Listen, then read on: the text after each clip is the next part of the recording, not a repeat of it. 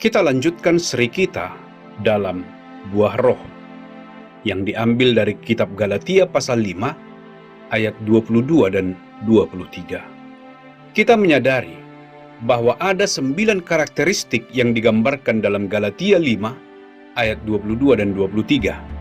Saya akan membacakannya. Tetapi buah roh ialah kasih, sukacita, damai sejahtera, kesabaran, kemurahan, kebaikan, kesetiaan, kelemah lembutan, penguasaan diri. Jadi kita melihat ada 9 karakteristik dari buah ini. Satu buah tetapi 9 karakteristik. Seperti yang saya katakan sebelumnya, kalau saya ingin menggambarkan buah durian, bagaimana saya menggambarkan durian? Kalau saya hanya katakan warnanya hijau, ada banyak buah yang berwarna hijau. Kalau saya katakan kulitnya keras, ada banyak jenis buah yang kulitnya keras. Kalau saya katakan di dalam buah ini ada banyak biji, ada banyak jenis buah yang seperti itu. Kalau saya katakan warna daging buahnya di dalam kuning, ada banyak buah yang dagingnya kuning. Jadi kalau saya katakan hanya 2 atau 3 karakteristik, kemungkinannya Anda tidak akan tahu durian itu tepatnya seperti apa buahnya.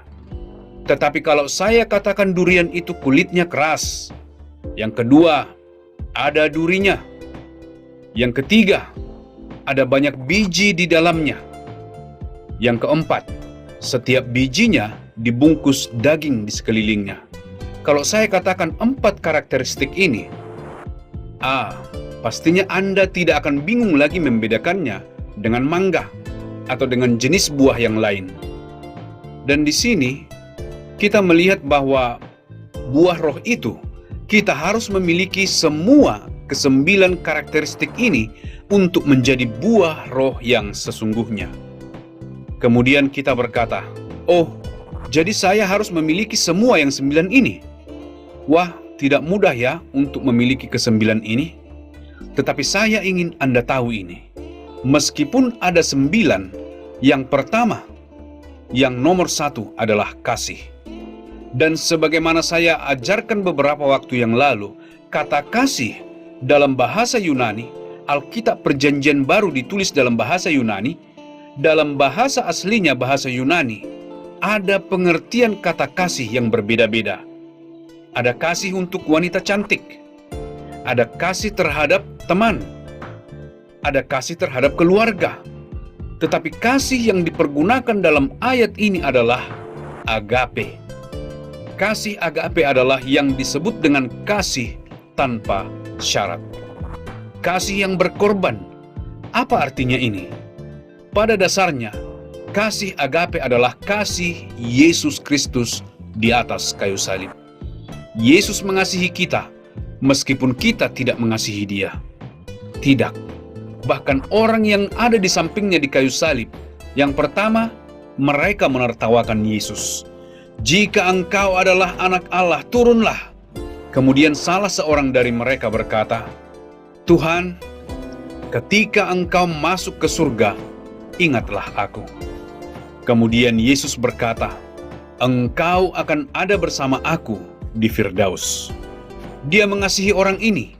Dan Yesus berkata untuk semua orang yang menertawakan Dia di atas kayu salib dengan berkata, turunlah dari salib. Mereka mengeludahi Dia. Tuih. Kemudian Yesus berkata, ya Bapa, ampunilah mereka, karena mereka tidak tahu apa yang mereka lakukan. Itulah yang disebut dengan kasih tanpa syarat. Anda tidak pantas menerimanya, tetapi Yesus mengasihi Anda. Yang kedua, kasih agape itu berkorban. Bukan hanya sekedar perkataan, aku mengasihimu, aku mengasihimu. Tidak. Dia menunjukkan kasihnya dengan naik ke atas kayu salib. Dengan menderita untuk dosa-dosa kita. Dengan mencucurkan darahnya untuk dosa-dosa kita. Dengan mati untuk dosa-dosa kita. Jadi kata yang pertama di sini dari 9 karakteristik adalah kasih. Yang nomor 1, kasih dan sukacita dan damai sejahtera. Jadi buah roh ialah kasih. Kemudian nomor 2 dan nomor 3 sampai nomor 9. Tetapi izinkan saya mengatakan ini. Jika Anda sudah mengalami kasih agape Yesus Kristus, ketika Anda sungguh mengetahui, wow, Yesus mengasihi aku dan naik ke atas kayu salib dan memikul semua dosa-dosaku dan mati untuk semua dosa-dosaku. Wow. Ketika Anda menerima kasih Yesus itu, Anda menerima Yesus ke dalam hati Anda, maka kasih agape Yesus itu ditanam di hati Anda seperti benih yang kecil di dalam hati Anda. Sekarang Anda memiliki potensi untuk mengasihi orang lain dengan kasih agape.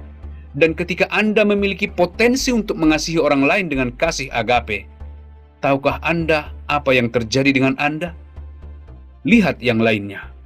Kalau Anda sudah memiliki kasih ini untuk orang lain, dan Anda sudah merasakan kasih ini bersama Yesus, Anda tahu bahwa Anda akan pergi ke surga.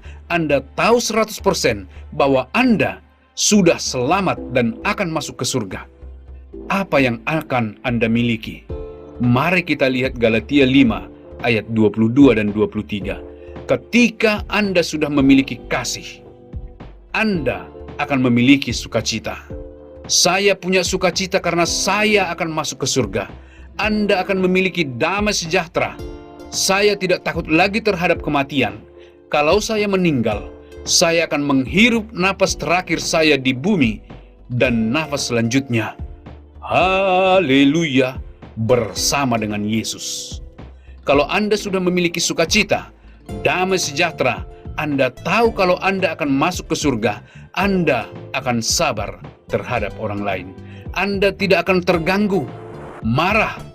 Jadi jikalau Anda sudah memiliki kasih agape ini, Anda akan memiliki 8 hal yang lain itu. Semakin datang dan datang, sebagaimana Anda semakin mengerti kasih agape itu, sudah ada benih kecil dari kasih agape itu di dalam hati Anda. Kasih agape itu akan mulai bertumbuh di dalam Anda. Seperti buah durian. Ketika masih sangat kecil, tidak terlihat seperti durian. Anda bahkan tidak yakin, apa benar ini buah durian? Apakah Anda yakin ini durian? Tidak bisa mengatakan dengan pasti. Demikian juga ketika Anda masih baru menjadi orang Kristen, tidak mudah untuk melihat bahwa Anda seperti Kristus. Tetapi Anda memiliki potensi. Seperti buah durian yang kecil itu, semakin besar dan dapat dipastikan itu durian. Saya tahu itu pasti durian. Sama halnya seperti Anda. Setelah Anda menerima Yesus, setelah beberapa lama, orang akan mulai melihat hidup Anda dan berkata, orang itu pasti orang Kristen. Butuh waktu, tetapi yang pasti akan terlihat dalam hidup Anda jika Anda sudah sungguh menerima Yesus sebagai juru selamat Anda. 9 karakteristik.